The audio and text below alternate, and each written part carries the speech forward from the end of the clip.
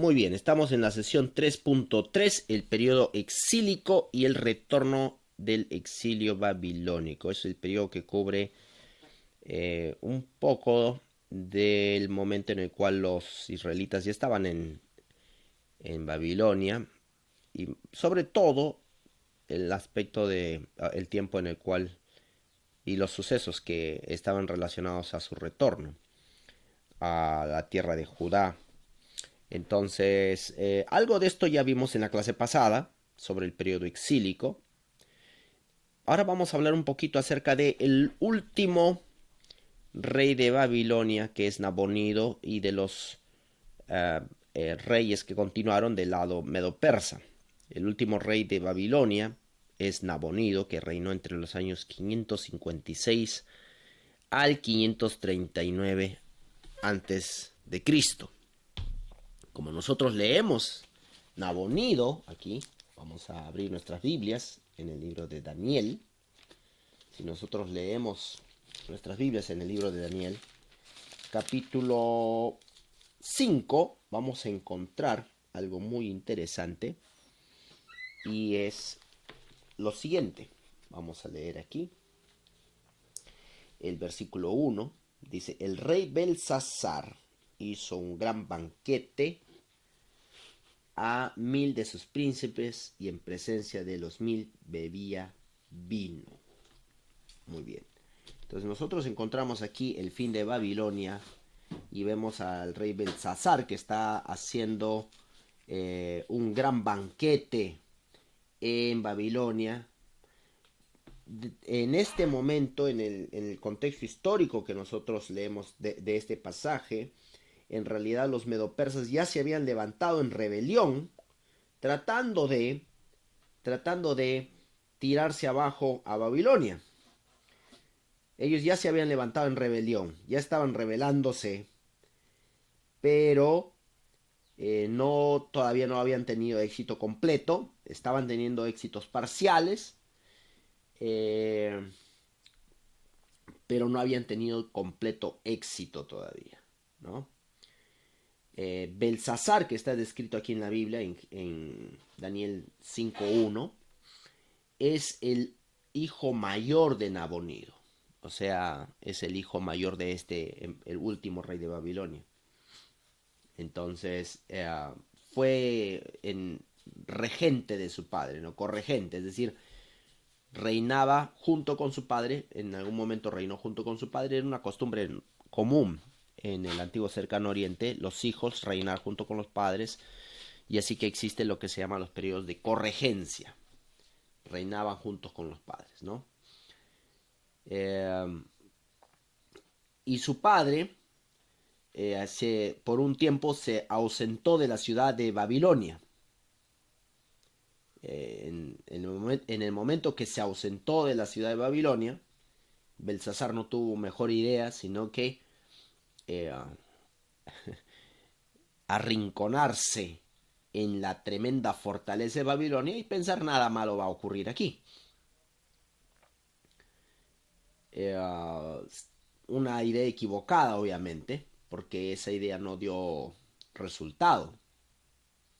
Nosotros leemos aquí en Daniel 5.1 cómo Dios luego aparece y con una mano que escribe en la muralla, en la pared, escribe las palabras Mene, Mene, Tekel, Uparsin, que está en Daniel 5.25, y cuya interpretación dice es Mene, contó Dios tu reino y le ha puesto fin. Tekel, pesado ha sido en balanza y fuiste hallado falto. Y Pérez, tu reino ha sido roto y dado a los medos y a los persas. ¿Y qué es lo que ocurrió, según en la Biblia? Lo que ocurrió es que esa noche, el versículo 30, la misma noche fue muerto Belsasar, rey de los caldeos. Y Darío de Media tomó el reino, siendo de 62 años. Ahora, tenemos claro quién es Belsasar. Sabemos que fue el corregente con su padre. Del Darío que se menciona ahí, Darío de Media, no tenemos cómo ubicarlo. Existen varias teorías para ubicar quién es este Darío de Media. Hay varias teorías para ubicar quién es el Darío de Media. Una de ellas es que podría haber sido un general de Ciro. Otra que es el mismo Ciro. Ciro II, el rey Ciro, gobernó entre los años 529 al 559 al 529 a.C. Después del Cambises II, entre los años 528 al 523. Ahora miremos un poquito aquí, porque a veces cuando hablamos de Daríos, estos nombres, ¿no? Y Ciro, es necesario especificar qué Ciro. El Ciro del cual bíblico que siempre decimos Ciro es el Ciro II. Hay un Ciro primero antes de esto. Pero el Ciro del cual se refirió el profeta Isaías es el Ciro segundo. También hay más de un Darío. Como ustedes observan en la pantalla, tenemos un Darío primero, hay un Darío segundo y hay un Darío tercero. Así que tenemos varios Daríos. ¿Ok? El que se menciona aquí, el Darío el Medo, no es ninguno de estos Daríos que está acá abajo. No es ninguno de estos Daríos abajo. Este Darío el Medo tendría que haber sido contemporáneo de la destrucción de Babilonia. Así que debería haber antecedido a Darío I, más arriba. Así que no sabemos quién es, y este es un tema de discusión académica. Todavía no, quizá hoy debería dejar eso como una preguntita, ¿no? Explora quién es el Darío. ¿Les gustaría tener esa pregunta? Si a alguien les interesa investigar para su ensayo, explora las posibilidades de quién es Darío el Medo según Daniel 5:31. ¿Te gustaría tener esa pregunta? ¿Alguien está curioso? ¿De repente quiere poner un tiempo ahí? Claro, o sea que no es el Darío de 522. No, no. Ese es Darío primero, es otro Darío. Entonces vamos a dejar esa preguntita ahí para que ustedes puedan explorarla. A ver, vamos a ver aquí cómo se hace esto. Han cambiado los simbolitos últimamente.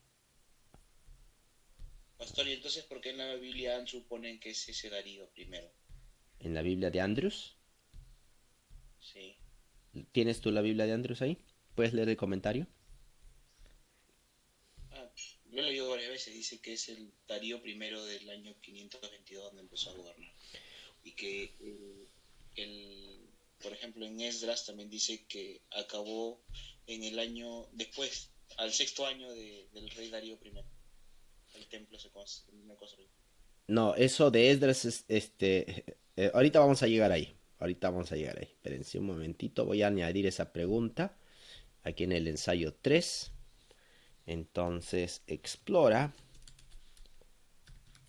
las diferentes posibilidades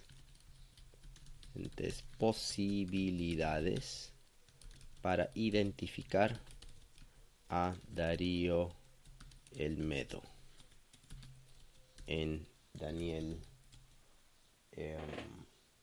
5:31. Ok, vamos a guardar acá. Yes. Ok.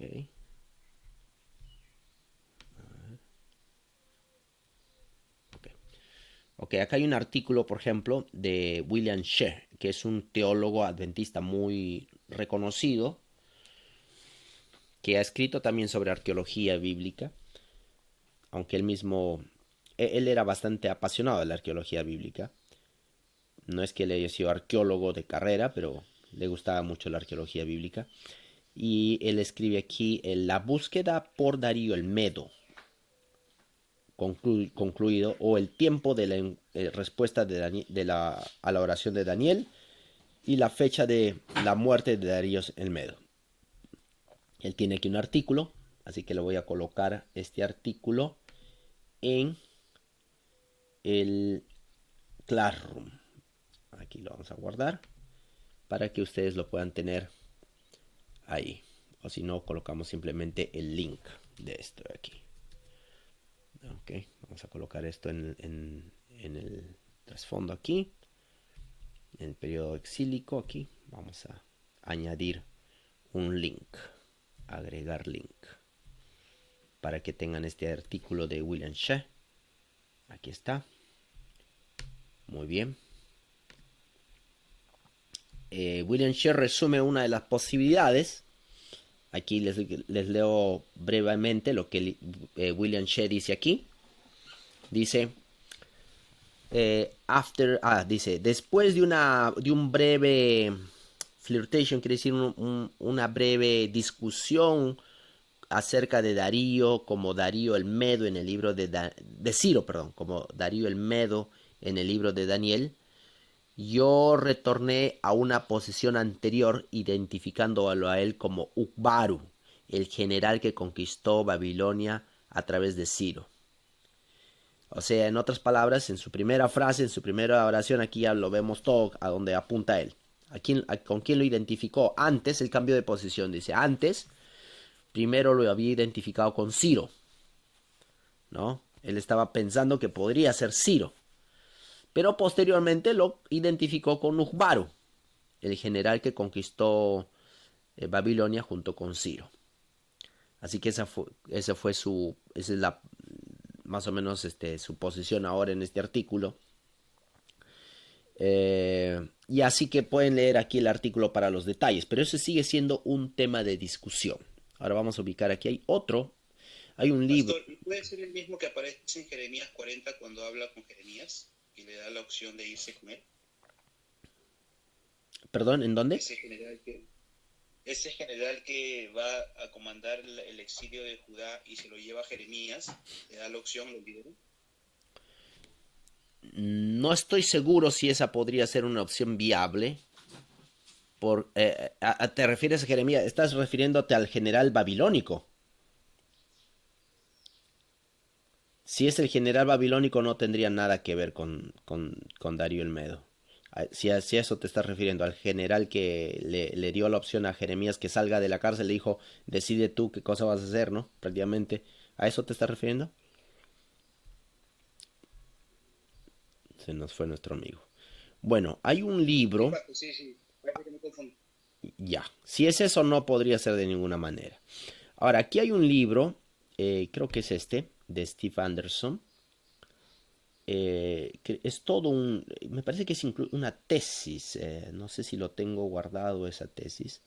Es toda una tesis que está colgada aquí en internet, explorando la posibilidad de quién es Darío el Medo. Así que este es un temote en realidad, para aquel que quiere explorar. Es un tema interesante, creo que todavía no hay conclusión para el tema. Demora en abrir, imagino que debe ser esta la tesis a la cual me estaba refiriendo. A ver, vamos a ver. Sí, creo que este es. A ver, vamos a abrirlo. Ops, no me deja. Ya, creo que es esta. Darío el Medo Reprisal. Sí, creo que es esta. Aquí está, tesis.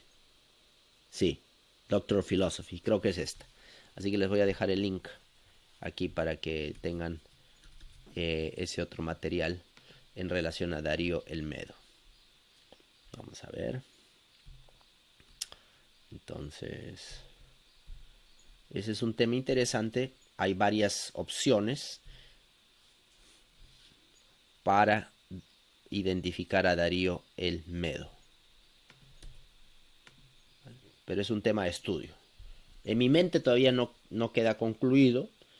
Todavía yo no me he casado con ninguna de sus opciones. Creo que cada una de ellas tiene puntos válidos.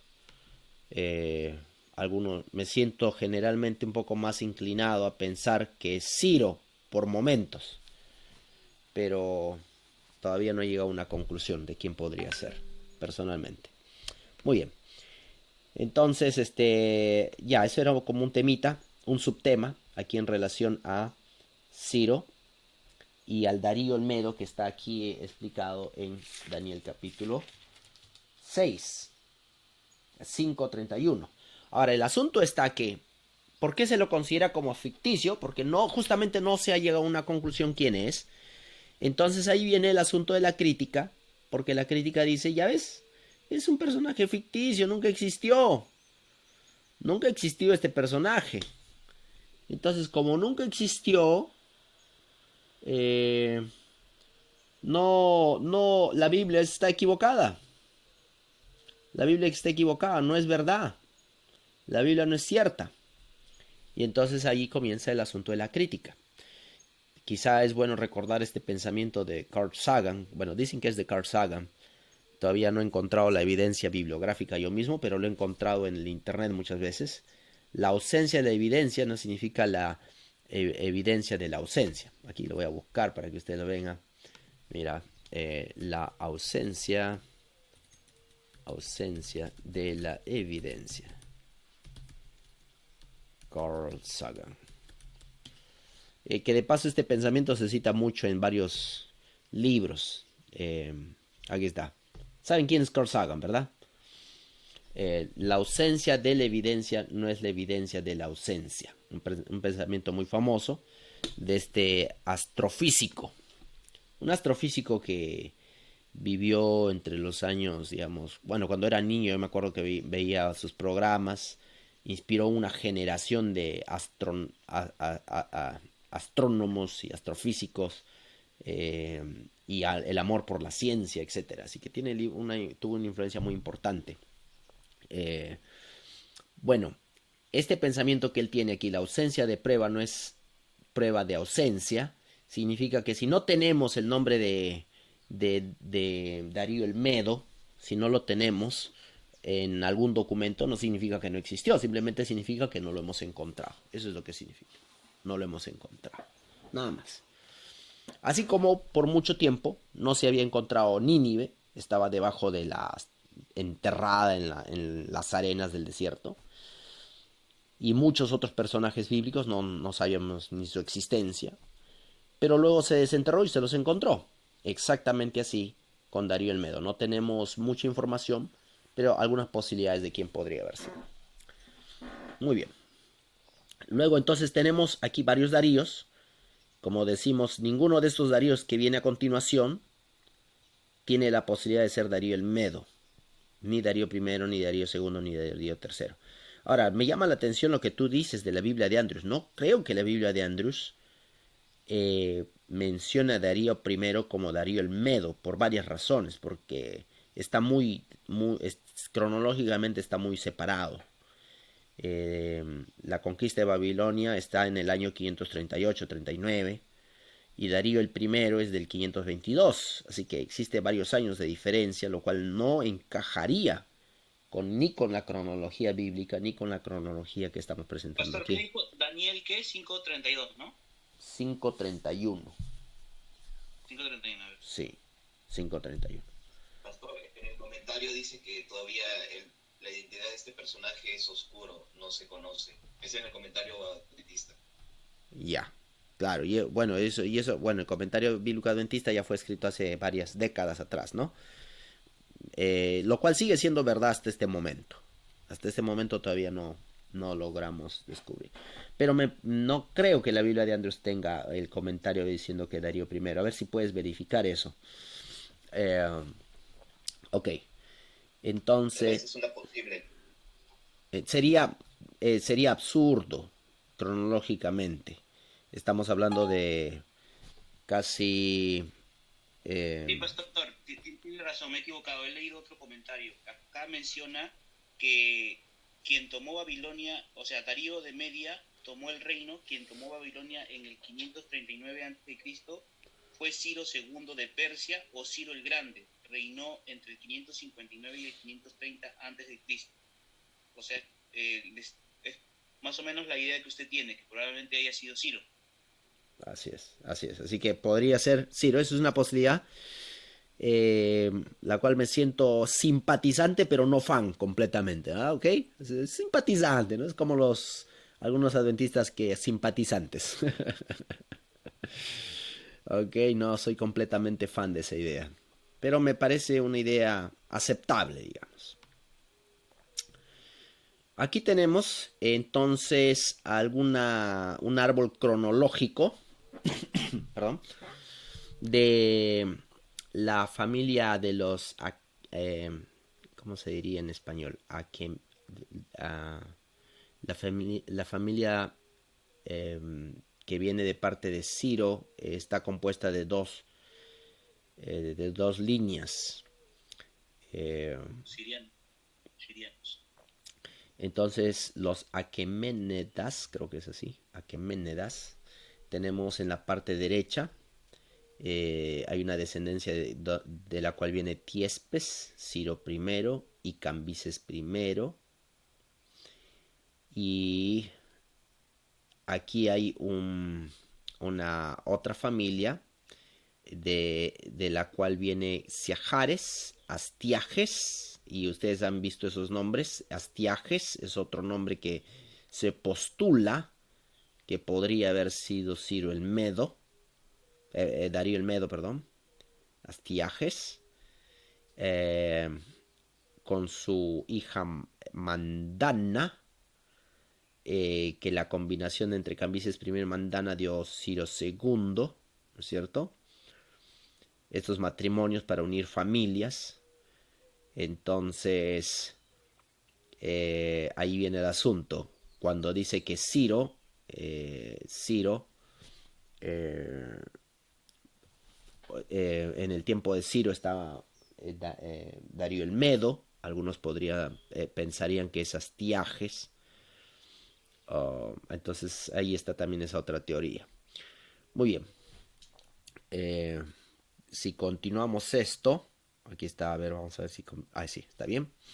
Si continuamos esto en la línea de Ciro II, Ciro II tiene aquí una hija Tosa, que con Darío I, años después, ¿no?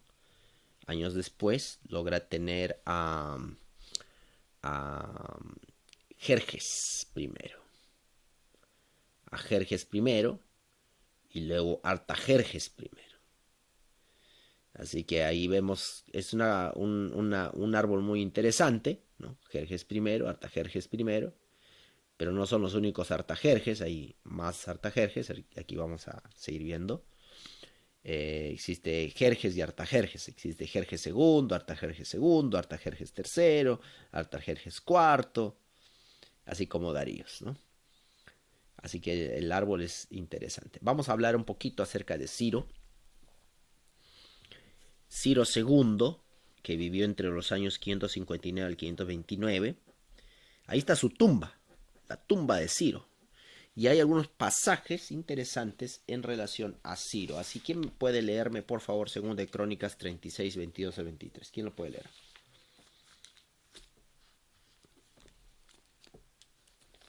Según de Crónicas 36, 22 dice: en el primer año de Ciro, rey de los persas, para que se cumpliera la palabra de Jehová dada por boca de Jeremías, Jehová despertó el espíritu de Ciro, rey de los persas, el cual hizo pregonar de palabra y también por escrito por todo su reino este decreto. Ahí está. Aquí nosotros leemos claramente un evento histórico del cual tenemos el documento. Es decir, la Biblia dice que él decretó, Dios hizo que él decretara, pero hemos encontrado hasta el documento donde Ciro lo decreta. Así que, ¿qué más queremos, no? ¿Qué más queremos? Tenemos lo que la Biblia dice y tenemos el documento que se ha encontrado el cilindro de Ciro, que existe, está muy claro. Vamos a leer en Esdras 1.1. ¿Quién lo lee, por favor? Esdras 1.1. 1, 2 y 7.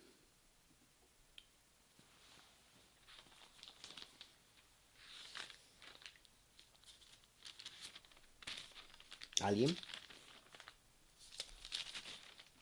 Esdras 1.1. ¿Esdras qué, pastor? 1.1. 1.1 dice: en el primer año de Ciro, rey de Persia, para que se cumpliera la palabra de Jehová anunciaba por boca de Jeremías, despertó Jehová el espíritu de Ciro, rey de Persia, el cual hizo pregonar de palabra y también por escrito en todo su reino este decreto. Ahí está. Ahí está lo mismo que estamos diciendo. Ahora el versículo 7. ¿Ya le diste el 7? No, el 7 no. Sí, el rey de Ciro sacó los utensilios de la casa de Jehová, que Nabucodonosor se había llevado de Jerusalén y había depositado en la casa de sus dioses. Ok. Entonces ahí nosotros dice claramente, ¿no? Cómo Ciro sacó los utensilios de donde Nabucodonosor los había colocado. Así que está muy claro, ¿no? Muy bien, ahora ¿quién lee Isaías 44:28?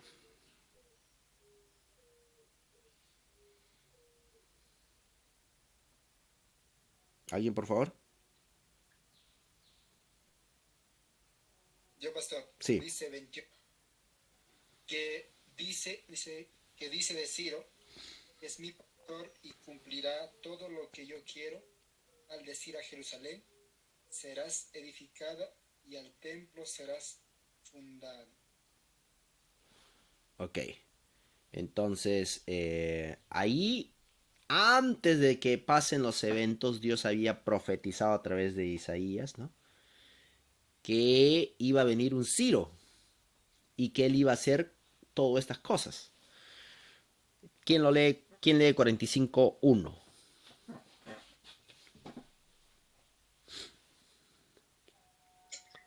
Yo, pastor. Sí, por favor. Isaías 35:1.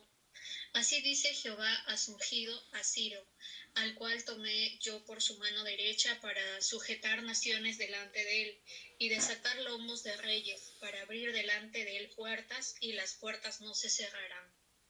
Interesante. Ahora, esto de aquí es una idea muy, muy interesante porque prácticamente Ciro trae una era diferente, una era de bastante aceptación religiosa, es decir, como una especie de libertad religiosa. Lo que hace Ciro es un respeto, tiene una política de respeto de la religión de cada pueblo. Por ese motivo les permite a los judíos retornar y reconstruir el templo, a la casa de Jehová. Y no, así que este es un documento, el otro día estaba buscando en relación a los derechos humanos y me encontré que incluso cuando se estudia los derechos humanos, hay gente que toma el decreto de Ciro como un ejemplo de un antecedente acerca de los derechos humanos, lo cual me resulta una idea bastante interesante. Así que el cilindro de Ciro habla explícitamente de todas estas cosas que están mencionadas en la Biblia, de cómo Ciro promocionó el retorno de Israel a su tierra y la reconstrucción de la casa de Jehová. Aunque no se completó en sus días, pero él promocionó esto. Muy bien, entonces después de Ciro tenemos a otro personaje. Y este personaje es Darío I.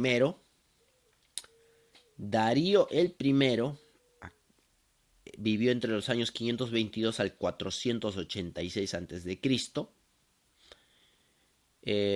Tenemos en la parte de la derecha, este es el personaje que fundó Persépolis. Construyó Persépolis, una tremenda ciudad aquí. No sé si seguirá en pie todavía o de repente la bombardearon, no me acuerdo. Pero Persépolis es una maravilla. De repente vamos a poner aquí en el Google para que ustedes vean algunas fotos de Persépolis.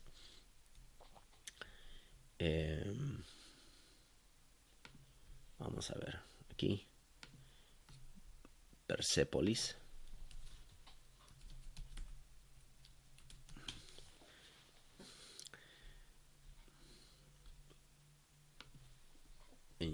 Aquí está. Vamos a ver. Aquí hay una foto de Persépolis, miren ustedes. Todavía parece que todavía la tenemos en pie. Es una maravilla arquitectónica. Las magníficas ruinas de Persépolis por Darío I, construida por Darío I. Tenemos todo esto, es increíble. Ahora, Persépolis fue destruida posteriormente. Ustedes saben que aquí comenzó, bueno, hubo una revancha entre griegos y persas. Los persas habían destruido una importante ciudad griega. ¿Cuál sería? A ver, ¿quién está al tanto de esto? Atenas.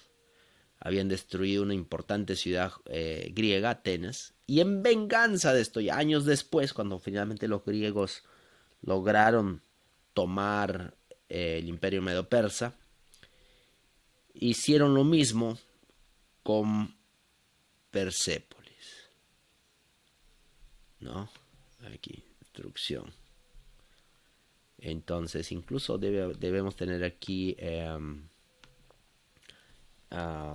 Alejandro Magno. A ver, vamos a ver si de repente encontramos aquí la destrucción de Persépolis por Alejandro Magno. Aquí hay unas imágenes artísticas, ¿no? Cuando se quemó Persépolis en el tiempo de Alejandro Magno. La destrucción de Persépolis. Así que es una ciudad de mucha historia.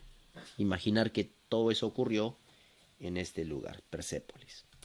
Muy bien, entonces volviendo a nuestra presentación, Darío I, que vivió entre estos años, estuvo envuelto en la construcción de esta ciudad. En el centro aquí tenemos la famosa batalla de Maratón, ¿no? Entonces ahí empezó la ambición.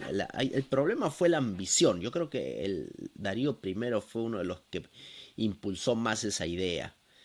La idea de conquistar la península balcánica.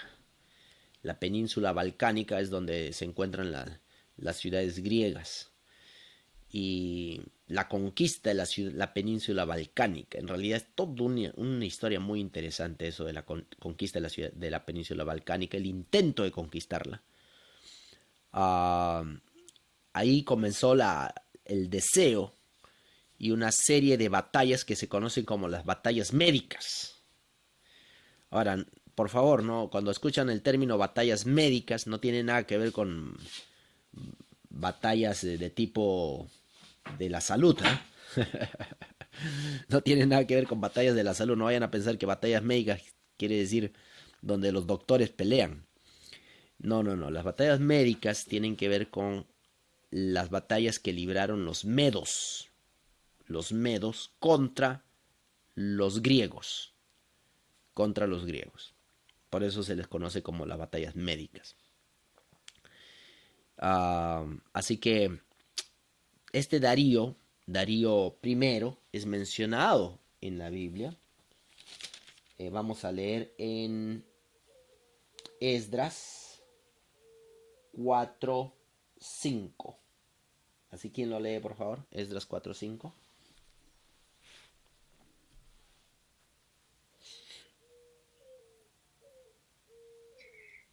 Esdras 4:5 dice: sobornaron además contra ellos a los consejeros para frustrar sus propósitos, todo el tiempo de Ciro, rey de Persia, y hasta el reinado de Darío, rey de Persia. Ahí está.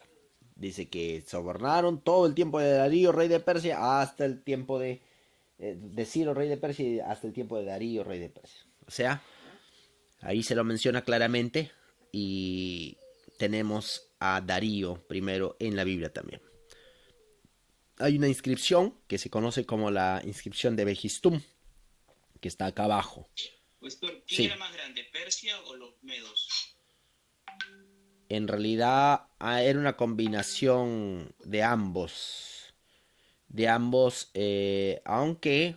no, ya sé por dónde va tu pregunta, porque en la visión uno de ellos figura más alto que el otro, ¿no es cierto? Sí, pastor. Ajá.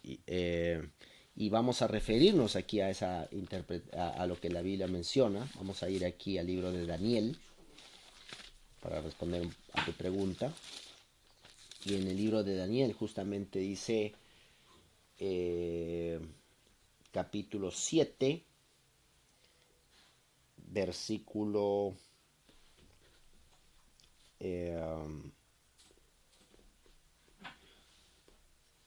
versículo 5. ¿Quién lo lee, por favor? 7:5. ¿Alguien de ustedes?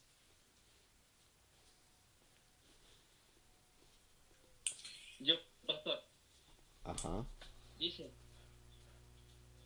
vi luego la segunda bestia semejante a un oso, lo cual se alzaba de un costado más que el otro.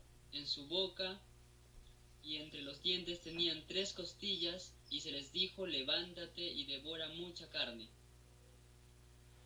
Muy bien. Aquí se menciona que se levantaba de un lado más que del otro. Eh, durante el capítulo, en el versículo, cuando empieza a dar la interpretación, nosotros leemos el versículo 17, por favor léelo.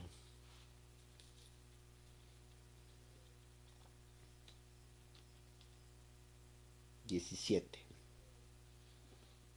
17. Sí. Estas 4 grandes bestias son 4 reyes que se levantarán en la tierra. Muy bien. Así que vemos que hay 4 reyes. Simplemente en este capítulo no dice, no interpreta en el capítulo 7 quién es el reino más dominante. Ahora vamos a ver en el 8. En el 8, ocurre algo parecido. Versículo 3. Léelo el versículo 3, 8:3, refiriéndose a lo mismo. Dice: alcé los ojos y miré, y había un carnero que estaba delante del río, y tenía 2 cuernos, y aunque los cuernos eran altos, uno era más alto que el otro, y el más alto creció después. Ya, un cuerno era más alto que el otro. Ahí también vuelve a decir que había 2 cuernos, uno era más alto que el otro. Y ahora, leyendo en la interpretación de eso, vamos a leer el versículo... ¿Perdón? El 8:20, pastor. Daniel 8:20. El 20. Sí, por favor, ¿puedes leerlo? Dice: en cuanto al carnero que viste, que tenía 2 cuernos, estos son los reyes de Media y de Persia. Ahí se menciona quiénes son esos 2 cuernos, son los reyes de Media y de Persia. No dice ahí tampoco quién es el más grande, según esto que está aquí en Daniel capítulo 8, no dice quién es el más grande, simplemente dice que son Media y de Persia. Ahora vamos a leer en relación a esto, vamos a ver el...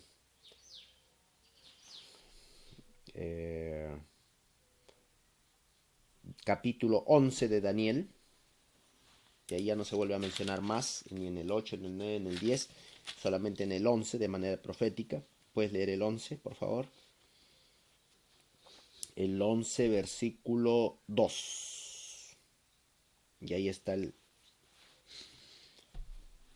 11. Dice, Uh-huh. y ahora yo te mostraré la verdad. He aquí que aún habrá 3 reyes en Persia, y el cuarto se hará de grandes riquezas más que todos ellos, y al hacerse fuerte con sus riquezas levantará a todos contra el reino de Grecia.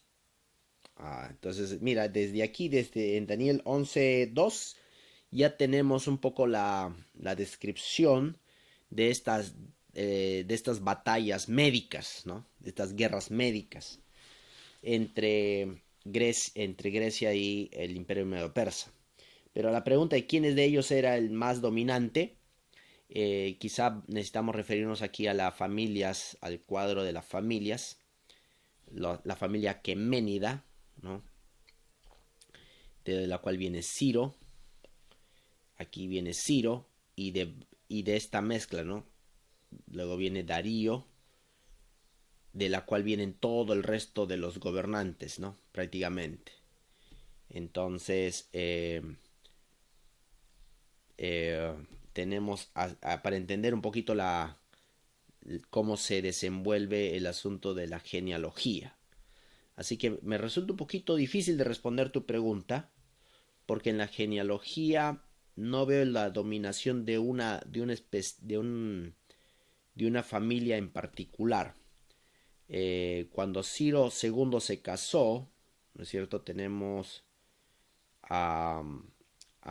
perdón, cuando Cambises primero se casó, tenemos ese matrimonio entre él y Mandana, que viene de otro linaje, ¿no? Justamente con la idea de mezclar esos dos linajes. Así que es una pregunta interesante, no, déjame investigar un poco para poder responder mejor a tu pregunta, ¿ok? Muy bien. Entonces tenemos a Darío el primero, que vivió entre estos años, 522 al 486. Eventos interesantes, las batallas, el inicio de las batallas médicas, el deseo de conquistar Grecia, la batalla de Maratón, la construcción de Persépolis. Ahora aquí tenemos otro personaje que está en el libro de Esther, ¿no? Y que está relacionado pues a esta película que ustedes seguramente ya han visto, Los 300, ¿no? Película un poquito bastante artísticamente exagerada, pero contiene, digamos, la esencia más o menos de lo que ocurrió ahí. Así que Xerxes, como se lo conoce, Xerxes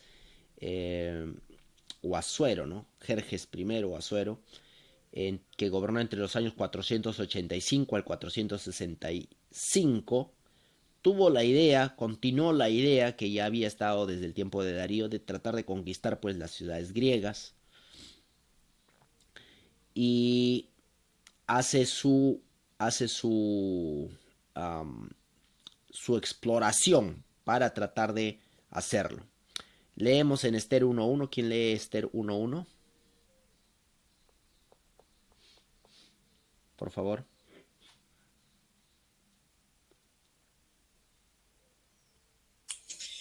Aconteció en los días de Asuero, el Asuero que reinó desde la India hasta Etiopía, sobre 127 provincias. Ahí está. 127 provincias. Y él tenía poderío, definitivamente había poderío. Perdón. Había mucho poder de parte suya para gobernar toda esa área, ¿no? 127 provincias. Muy bien. Sí. Sí, solamente para cerrar la idea de los reyes de Persia y de Media, quizás esto no ayude mucho, ¿no? Pero ahí en el capítulo 11, igual en el verso 2, ahí solamente te menciona, ¿no? Dice, ¿no? Ahora yo te mostraré la verdad, aún habrá 3 reyes en Persia, ¿no? Ahí es claro cuando dice Persia, ya no dice Media. Entonces, no sé si puede ser ahí una ayuda, pero hay ese punto, ¿no? Habría que ver, ¿no? ¿Por qué ya no se menciona Media, solo a Persia, ¿no? Muchas gracias. Es un Muchas gracias. Buen punto. Gracias. Vamos a analizar un poquito. Nunca me he preguntado mucho acerca de este aspecto, pero voy a analizarlo. Muy bien. Entonces, tenemos aquí con Rey Asuero, el esposo de Esther, un hombre difícil de carácter. Y quizá aquí voy a ir a mi otra diapositiva para saltar un poco. Vamos a ver aquí. Pastor, tengo Sí, una duda. sí. En el rey Ciro, en Esdras, cuando en el capítulo 1, verso 1, dice en el primer año de Ciro, acá lo señalan en el 537, pero en los comentarios del capítulo 4 declaran que no sé si este es el tiempo que vivió o que reinó. Ciro del 559 al 530. Ah, ya. Entonces, ¿cómo podría ser el primer año si es el 537 y él comienza en 559? Esa fecha del 559, ¿de dónde la obtuviste? Aquí en el comentario bíblico de la Biblia de Andrew en el capítulo 4. Ya, ahorita vamos. Ok, ahorita voy a responder tu pregunta. Dame un segundito aquí. Voy a mostrar aquí algo en relación a Esther.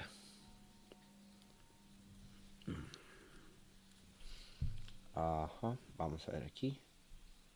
Esther. Esther. Vamos a ver si es esto. Ok.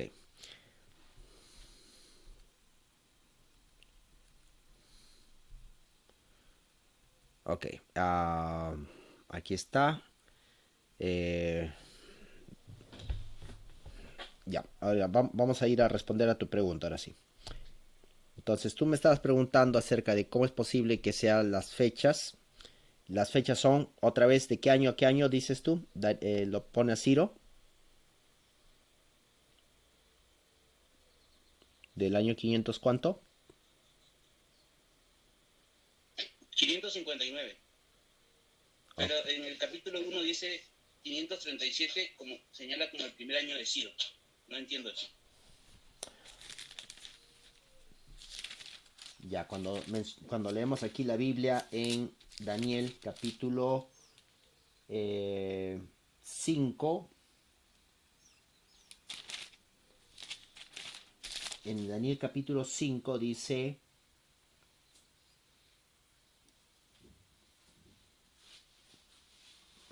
ahí no se menciona primer año de Ciro. ¿Dónde se menciona primer año de Ciro? En Esdras. En Esdras. Yo pensaba que me estabas refiriendo de Daniel. Ya. En Esdras, a ver, vamos a leer. Esdras, ¿cuánto? Lo que hemos leído. Esdras 4. ¿A eso te refieres? 1:1 y el 4. Ok, ya. Correcto. En Esdras 1:1 dice en el primer año de Ciro, rey de Persia. Ok. Aquí hay varias cosas, ¿no? En primer lugar, uno tiene que tener en cuenta que existe reinados y correinados. Una cosa es el reinado y otra cosa es el correinado. Entonces, en el correinado, como ocurrió en el caso de, como ocurría también en el caso de los reyes de Israel, los reyes de Israel a veces gobernaba el padre y a veces gobernaba el hijo juntos, los dos juntos. Y a veces la mención del primer año del rey, a veces es una referencia a su, ¿cómo se llama esto? El término técnico es solo reino, es decir, solamente él gobernaba, nadie más gobernaba, solamente él. Y el otro, el correinado, es cuando gobernaba con su padre. Entonces, dependiendo de cómo se maneja esa información en el sistema cronológico del Antiguo Cercano Oriente, a veces en la Biblia van a encontrar, por ejemplo, aquí en Esdras 1:1, el primer año del reino de Ciro. Este se está refiriendo a su año como rey absoluto, sin contar su corregencia. O sea, no estamos hablando de correinado. Entonces, cuando contamos su correinado, entonces nosotros tenemos otras fechas. Porque estamos contando desde el tiempo de su antecesor, ¿no? En la cual gobernaba junto con él. Entonces ahí está el asunto. Simplemente son sistemas diferentes de contabilidad. Nada más. Por ejemplo, aquí en este de aquí tenemos estas fechas, ¿no? Del 559 al 529. Obviamente, las fechas que tenemos. Esa fecha que usted ha puesto ahí, pastor, es la misma que figura en el comentario del capítulo 4 de estas, aquí en la Biblia. Que él es del 559 al 530, ponen aquí. Claro. Entonces, por ejemplo, aquí estas fechas que nosotros estamos viendo aquí incluyen, no consideran solamente su año solo como rey único, sino también incluyen el momento en el cual antes de Ciro fue antes de que Ciro asumiera su reino como rey absoluto. también se consideró el momento de el reinado de su antecesor, ¿no? Entonces ahí está un poco la explicación. A ver, aquí estoy buscando en este momento la información de su mientras tú me estás hablando, aquí estoy buscando la primera referencia a esto. A ver, un momentito.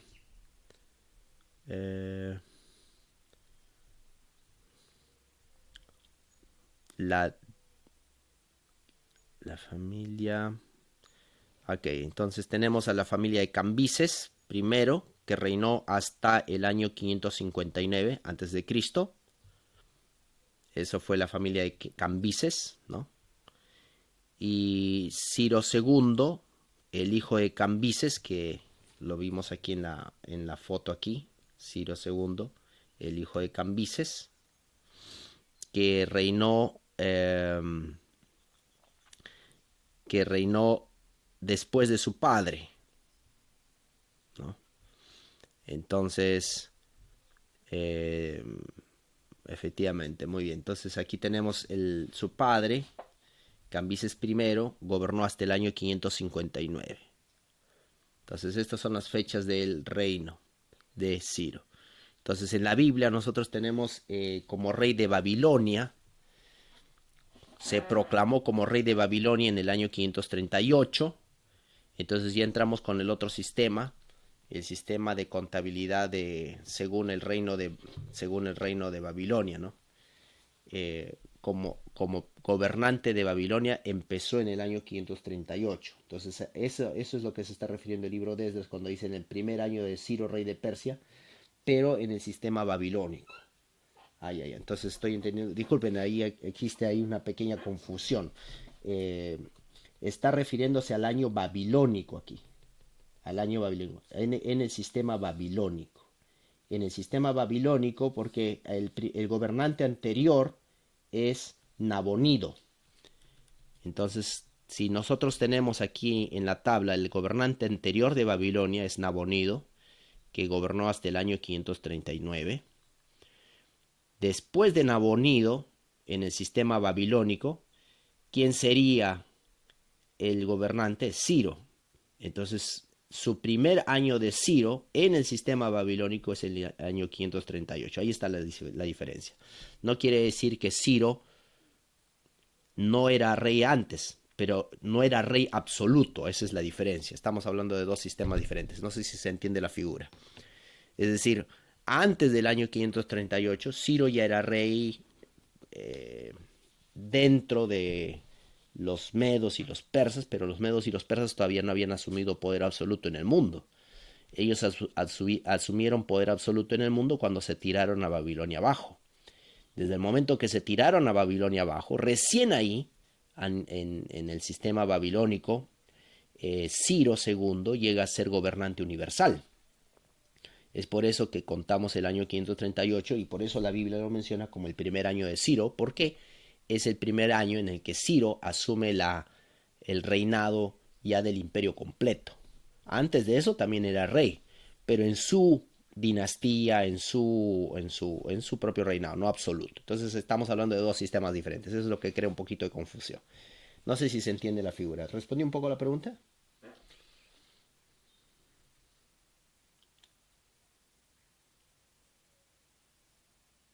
Hello.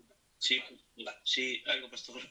Ok. Estoy tratando de ordenarlo. Ok, quizá la mejor manera de entender es esto, ¿no?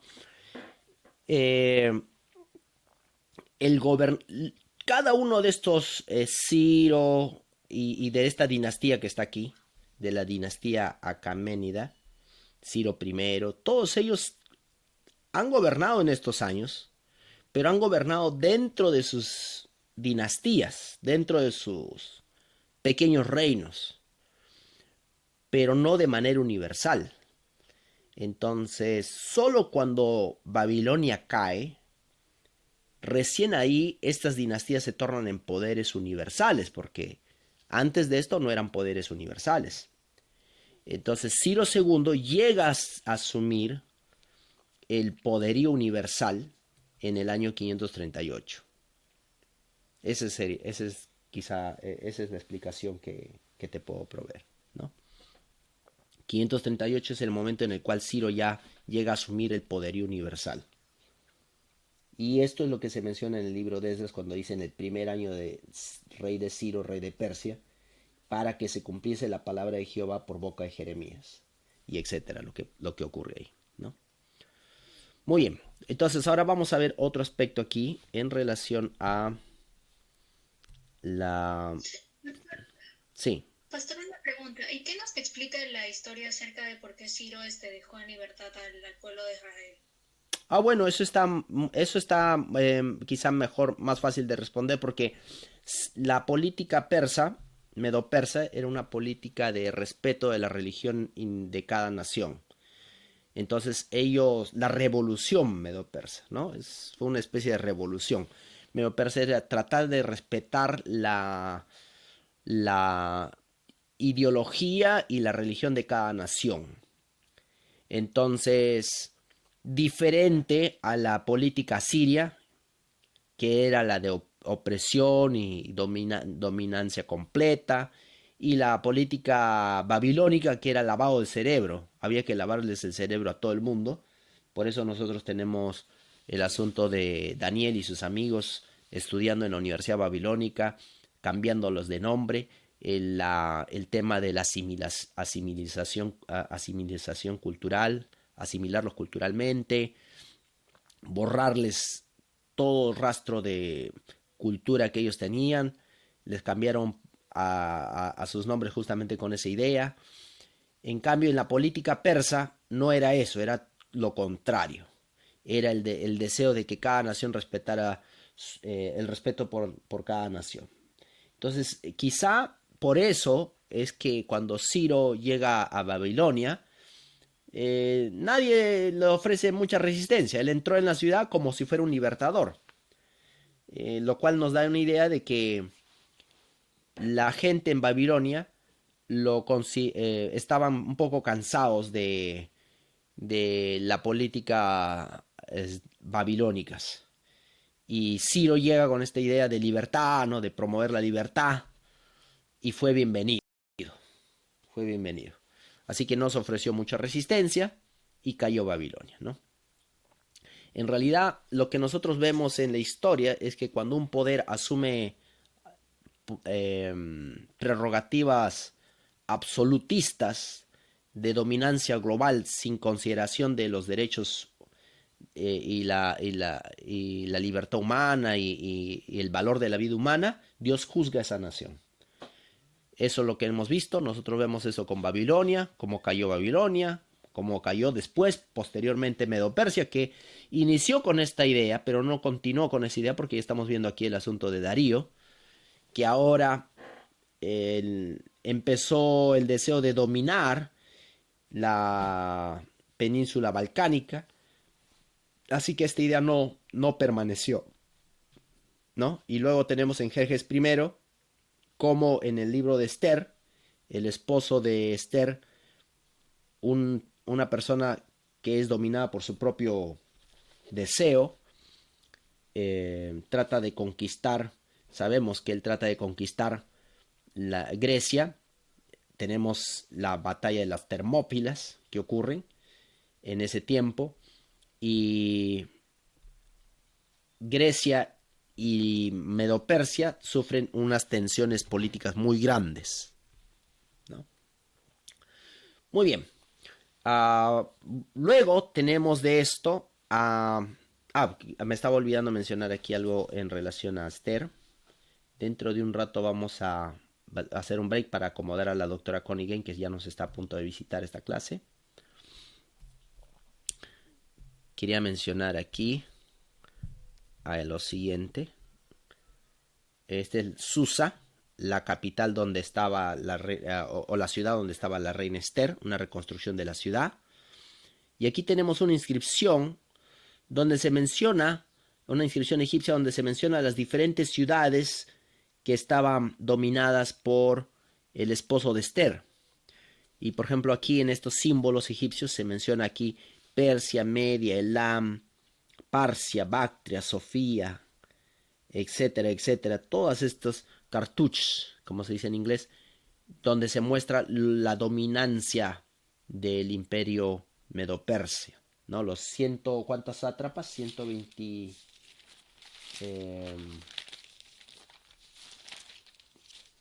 127 provincias. 127 provincias. Un arqueólogo que fue a desenterrar Susa fue William Loftus, que escribió su libro Aventuras e investigaciones en Caldea y Susa en el año 1857. Ahora miren, si ustedes se dan cuenta, estas fechas, 1857, son fechas que están muy cercanas a una fecha que como adventistas nosotros tenemos, que es 1844. Es interesante que la arqueología bíblica creció estaba por estas fechas. Es muy interesante eso, es algo que me llamó mucho la atención. Cuando el movimiento para ir a explorar el Medio Oriente y descubrir todo lo que había en el Medio Oriente ocurrió cerca de los orígenes también del movimiento adventista del séptimo día. Aquí tenemos una figura mencionando uno de estos reyes, donde se ve uno de estos reyes persas, y el comentario que hace Darío I con respecto a Susa dice lo siguiente, ¿no? Este palacio que yo construí en Susa, desde muy lejos traje su ornamentación. Perdón, un momentito. Dice, hasta abajo de la tierra yo lo excavé.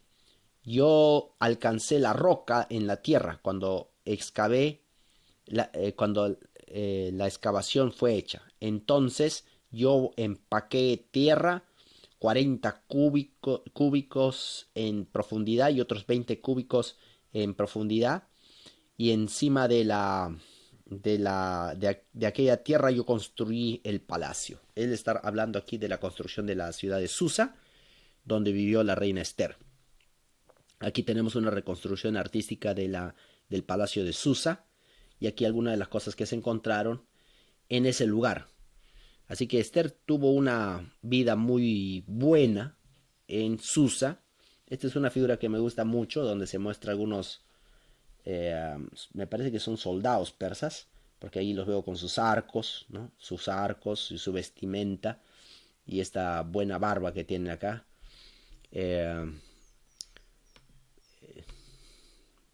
Estos guardianes, siempre van a encontrar estos guardianes en muchas partes de las construcciones persas y también asirias. Estos guardianes son los querubines, que muchas veces se mencionan, ¿no? Los querubines en la Biblia, ¿no? Los querubines. Tiene mucha relación al asunto de los querubines. Son guardianes, protectores de las entradas. Ahí están esos querubines. Aquí tenemos una cabeza de uno de estos. Interesante que los símbolos de estos querubines tienen mucha relación a Ezequiel 1. Los persas eran muy buenos en orfebrería, el arte de dominar el oro, la plata, y esta apariencia, ¿no? Muy cuidada con la barba, como siempre decía, la posición de la mano. Aquí vemos siempre esa posición de la mano interesante desde muy tiempos muy antiguos. Muy bien. Ahora vamos a ir a la otra diapositiva. Vamos a ver aquí.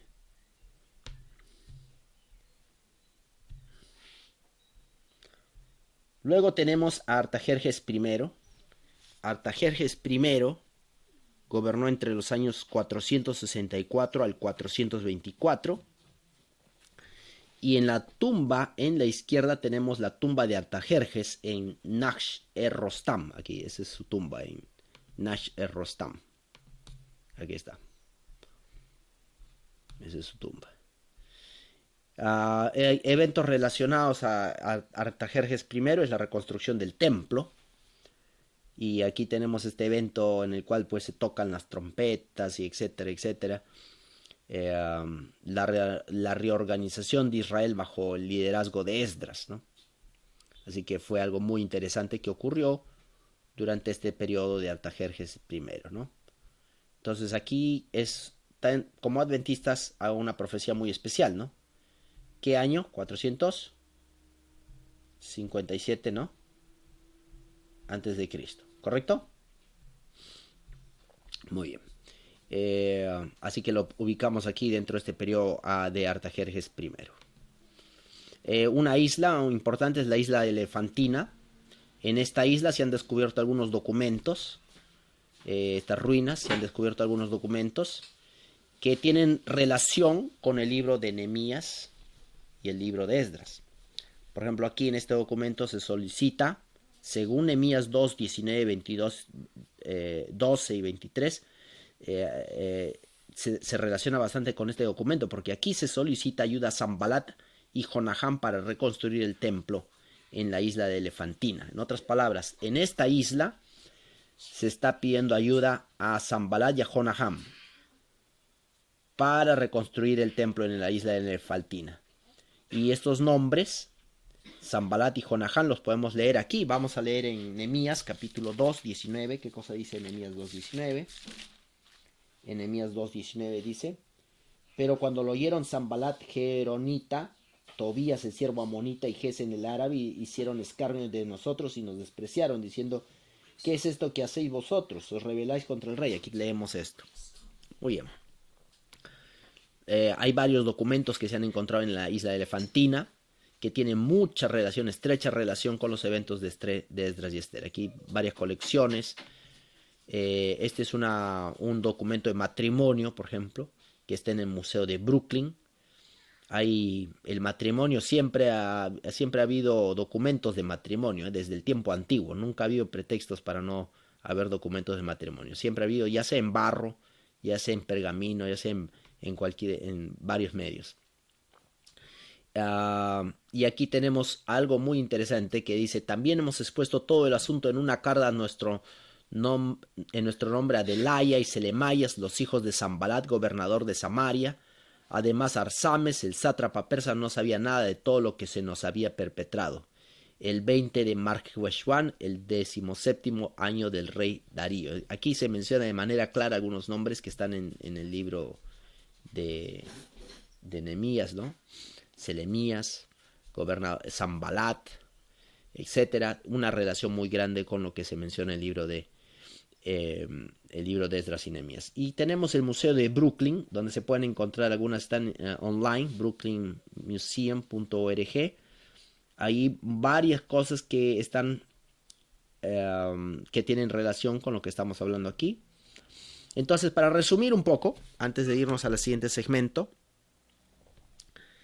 tenemos el edicto de Ciro, que ocurrió en el año 538 antes de Cristo, que es el reino de Ciro. Entonces comenzó como gobernante del imperio medo-persa, el primer año del imperio medo-persa, que sería el 538, como imperio, no como tribu o como nación, digamos, aparte del imperio, sino como imperio. Ya comenzaron en esta fecha, por eso es que la Biblia lo cuenta como el primer año de Ciro, 538. Tenemos el edicto de Ciro, luego tenemos el edicto de Darío primero para la reconstrucción, y luego tenemos la reconstrucción del templo en el año 12 de marzo del 515 antes de Cristo, ¿no? Entonces tenemos aquí el edicto de Ciro, de Darío, y la reconstrucción que ocurrió en el año 515 como consecuencia de del edicto de Darío. Posteriormente, aquí tenemos el documento de Ciro. Posteriormente vamos a tener el documento del año 457, que no lo coloqué aquí en la presentación. Entonces, entonces ahí más o menos para que tengan una idea del contexto histórico. Muy bien, vamos a tomarnos un break en este momento y vamos a tomarnos un break hasta en 10 minutos volvemos, 9:30, para tener la entrevista con la doctora Connie Gay. ¿Ok? Tengo que prepararme, tengo que llamarla a ella y coordinar su conexión al internet. Listo, pastor. Gracias. Sí. Okay. Let me introduce you properly, Dr. Connie Gay. I'm gonna give you a brief introduction of yourself. Ok, la profesora Connie Gay, que está aquí con nosotros, ha estudiado en la Universidad de Berkeley, en Estados Unidos, el doctorado en arqueología, y ella ha trabajado muchos años como directora del Museo Seyfried Horn, y ha hecho muchas excavaciones en varias partes del mundo, incluyendo Nínive y Jordania, por muchos años. El día de hoy ella nos va a contar un poco acerca de su experiencia y también de su experiencia y de su amor por la arqueología bíblica. Ella es actualmente directora del Museo Seyfried Horn y tiene muchos proyectos de los cuales nos va a hablar el día de hoy. Su esposo es el doctor Roy Gay, que también es profesor de Andrews y trabaja como descifrando varios documentos antiguos, y es especialista en 19 lenguas bíblicas. Imagínense ustedes. Muy bien, así que vamos a dejar ahora el tiempo con la doctora Connie Gay. Hi, Dr. Connie Gay. So I just introduced you. Now... Thank you. Understood most of it. Okay, so let's open the first question then. Vamos a hablar de la primera pregunta, ¿no? La primera pregunta que tenemos para la doctora Connie Gay es, por favor, díganos algo acerca de su educación y por qué usted decidió entrar en el campo de la arqueología bíblica. Pero antes de entrar a la primera pregunta, vamos a hacer todos una oración, ¿ok? Let's pray before we start, ¿ok? And Michael, just before we pray, can you see my PowerPoint? Not yet, because I think you haven't shared it yet. There is a button in the right that says present now. It says sign in to share. Hang on, am I looking at the right thing? Okay. Okay. Let me share my screen with you, so I'm gonna show you where it is. Okay. Yeah.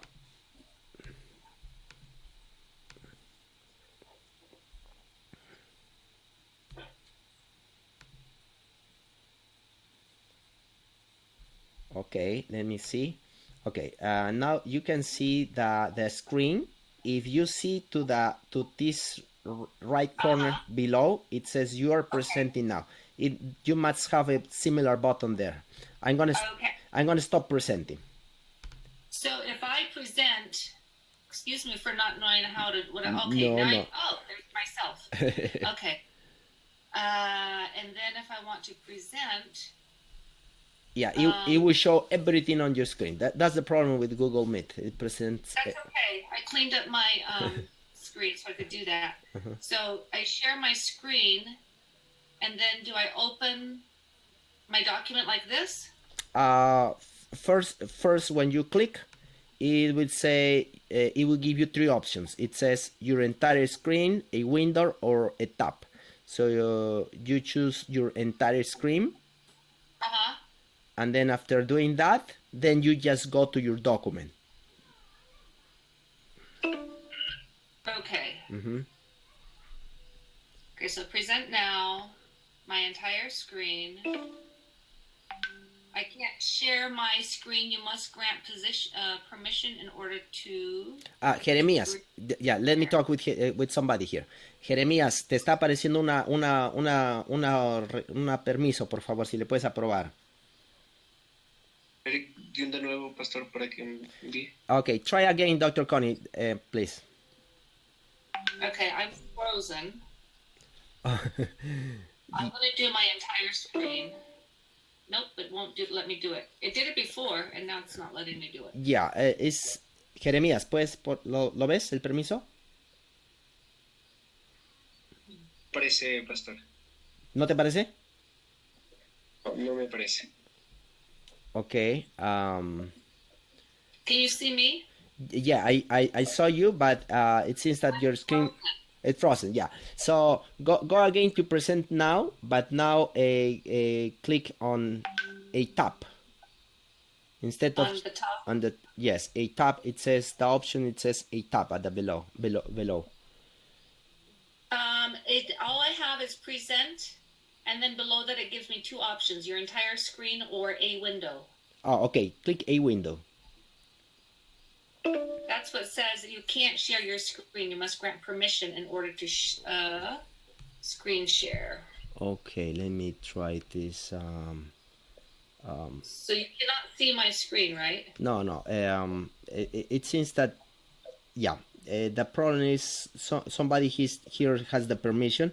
We are gonna grant that permission. Just let us work out this. Okay. Jeremías, ¿estás viendo el permiso? No me llega, pastor. Porque tú has visto el permiso anterior, ¿no es cierto? Sí, el permiso anterior sí logré verlo, pero ahora sí no me aparece. Ya. Dr. Connie, sorry for this. No, it's fine. May you close the window again and try to rejoin? Sure. Yeah.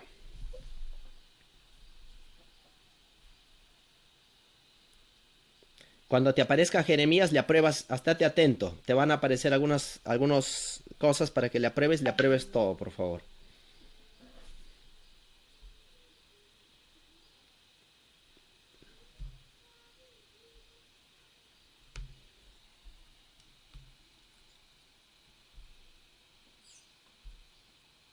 Showing my initial. Okay, yeah, you're there. I can hear you. Okay. Can't see me. Yeah, there is a camera below. Yes, but it's on. It's on? Is it on? It's on. Let me go out and do it again, okay? Yeah, okay. Jeremías, ¿no ves ningún permiso que te pide? No, pastor, ningún permiso. No sé. Ya, si no, lo que vamos a hacer es vamos a irnos a Zoom, ¿ok?